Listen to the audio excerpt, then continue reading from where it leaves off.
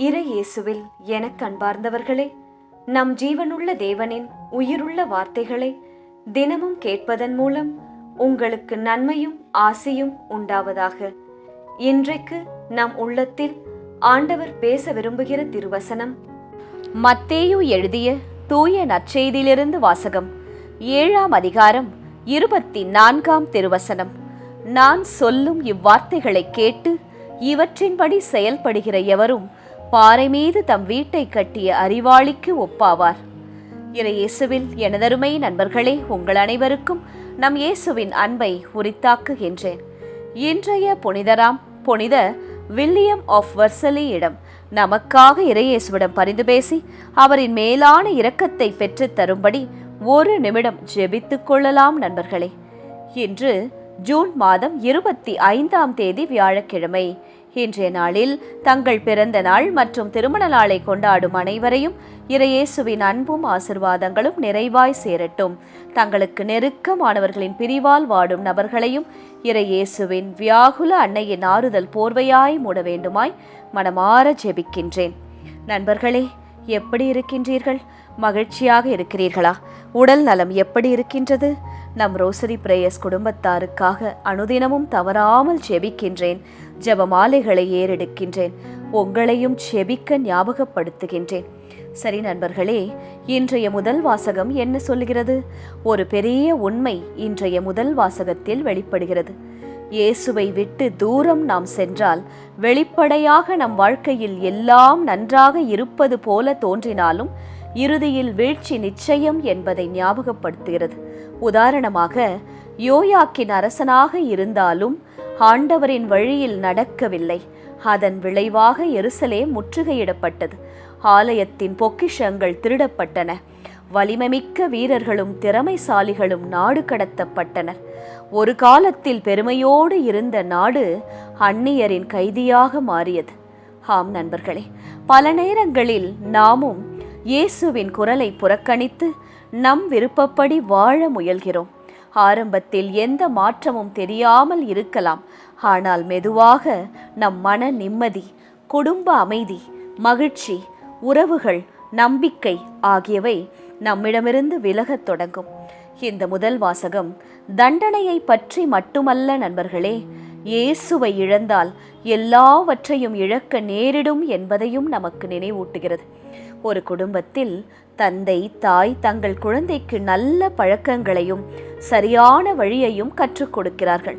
ஆனால் வளர்ந்த பின் அந்த குழந்தை எல்லாம் எனக்கு தெரியும் என்று நினைத்து அவர்களின் அறிவுரைகளை மதிக்காமல் தவறான நண்பர்கள், தவறான பழக்கங்கள் ஆகியவற்றை பின்பற்ற ஆரம்பிக்கின்றான். முதலில் அவனுக்கு எல்லாம் சுதந்திரமாகவும் சந்தோஷமாகவும் தோன்றுகிறது. ஆனால் சில காலத்தில் படிப்பு, வேலை, உறவுகள் என பலவற்றில் இழப்புகளை சந்திக்கின்றான். அப்போதுதான் பெற்றோர் கூறிய வழியின் மதிப்பு அந்த இளைஞனுக்கு புரிகிறது. இயேசுவின் வார்த்தையும் அப்படித்தான் நண்பர்களே. அதை கேட்டு நாம் நடக்க வேண்டும். இயேசுவின் வார்த்தையை விட்டு விலகுவது சுதந்திரம் போல தோன்றலாம். ஆனால் உண்மையான பாதுகாப்பும் ஆசிர்வாதமும் இயேசுவின் வார்த்தையில்தான் இருக்கிறது.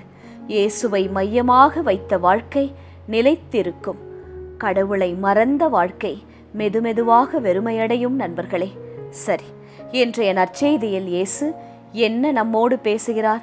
ஆழமான ஒரு உண்மையை சொல்லித் தருகிறார். என்ன தெரியுமா?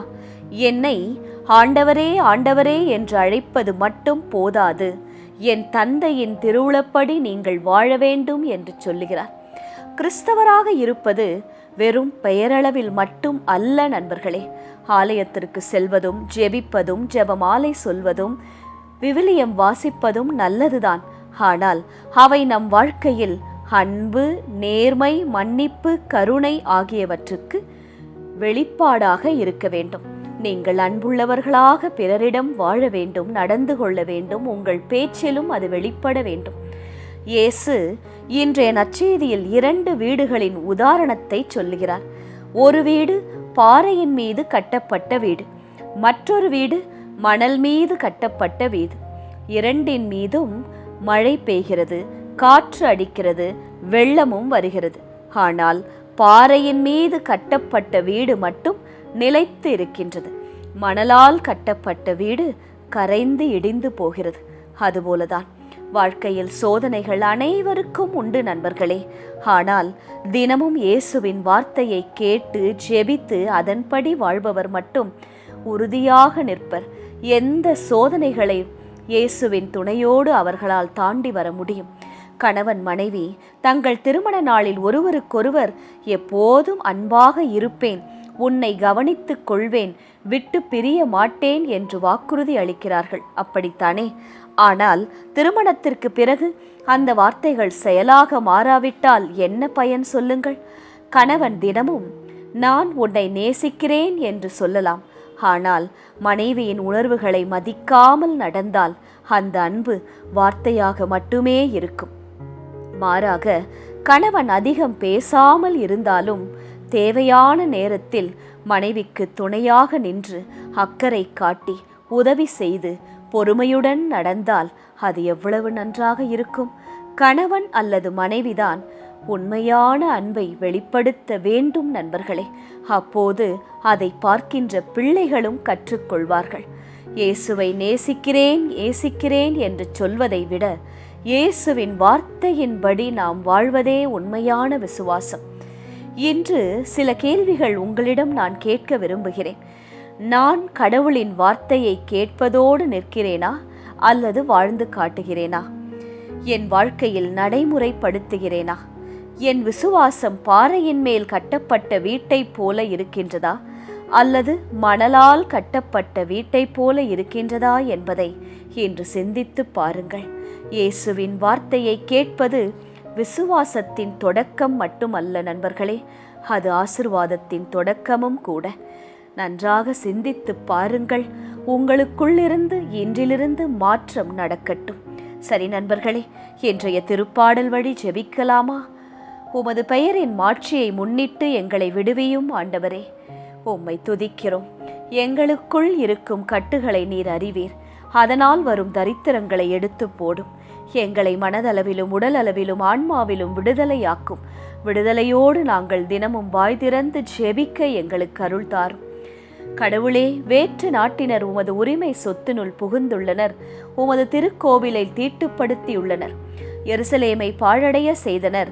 உம் ஊழியரின் சடலங்களை வானத்து பறவைகளுக்கு உணவாகவும் உம் பற்றுமிகு அடியாரின் உடல்களை காட்டு விலங்குகளுக்கு உணவாகவும் அவர்கள் அளித்துள்ளார்கள். ஆம் இயேசுவே, அன்று எருசலேம் நாட்டு மக்கள் நீர் சொன்ன அறிவுரைகளை கேட்காமல் வாழ்ந்ததால் அவர்கள் அடிமையாக்கப்பட்டனர். தங்கள் உரிமை சொத்தை இழந்தனர். அதை நாங்கள் ஒரு பாடமாக இன்று ஏற்றுக்கொண்டு அப்படியெல்லாம் நாங்கள் நடக்காமல் உமக்கு ஏற்ற வாழ்க்கை வாழ நீர் அனுதினமும் திருப்பலி வாசகங்கள் மூலம் சொல்லும் அறிவுரைகளை கேட்டு எங்கள் வாழ்க்கையில் எங்கள் பிள்ளைகளுக்கு நடைமுறைப்படுத்த நாங்களும் அவ்வாறே வாழ எங்களுக்கு ஞானத்தை தாரும் இயேசுவே. என் மூதாதையரின் குற்றங்களை எம்மீது சுமந்தாதேயும். உம் இரக்கம் எமக்கு விரைவில் கிடைப்பதாக. நாங்கள் மிகவும் தாழ்த்தப்பட்டு விடாமல் எங்களை உயர்த்தி வையும் இயேசுவே. எங்கள் மீட்பராகிய இயேசுவே, உமது பெயரின் மாட்சியை முன்னிட்டு எங்களுக்கு உதவி செய்தருளும். உமது பெயரை முன்னிட்டு எங்களை விடுவித்தருளும். எங்கள் பாவங்களை மன்னித்தருளும். இயேசுவே, எங்கள் நல்ல தேவனே, நாங்கள் செய்த பாவங்களையெல்லாம் நினைத்து பார்த்து மன்னிப்பு கேட்கிறோம்.